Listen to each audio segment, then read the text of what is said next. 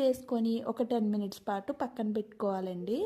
అప్పుడు బియ్యంలో ఉన్న వాటర్ చెమ్మదనం అంతా కూడా కింద గిన్నెలోకి అయితే వచ్చేస్తుంది. చూడండి ఈ విధంగా వచ్చేసిన తర్వాత ఒక మిక్సీ జార్ తీసుకొని ఈ మిక్సీ జార్లోకి ముందుగా మనం ఇక్కడ రైస్ పెట్టుకున్నాం కదా, ఆ రైస్ మొత్తాన్ని మిక్సీ జార్లో వేసుకొని చిన్ని గ్లాస్తో హాఫ్ గ్లాస్ వాటర్ అయితే వేసుకోవాలండి.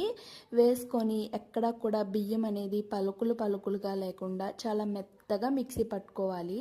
చూడండి మనకి దోశలు వేసుకుంటే ఎంత మెత్తగా అయితే బ్యాటర్ని ప్రిపేర్ చేసుకుంటామో అలా ప్రిపేర్ చేసుకోవాలి. ఇలా ప్రిపేర్ చేసుకొని పక్కన పెట్టేసుకున్నాను. ఇప్పుడు స్టవ్ వెలిగించి ఒక ప్యాన్ పెట్టుకొని మనం ఒక గ్లాసు వరకు బియ్యాన్ని నానబెట్టుకున్నాం కాబట్టి ఒక గ్లాస్ వరకు బెల్లాన్ని తీసుకోవాలి. ఇక్కడ నేను గ్లాస్ కంటే కొంచెం తక్కువగానే తీసుకుంటున్నాము. మేము కొంచెం స్వీట్ తక్కువ తింటాం కాబట్టి నేను ఇక్కడ తక్కువ స్వీట్ తీసుకున్నాను. మీరు ఎక్కువ తింటాము అనుకుంటే ఫుల్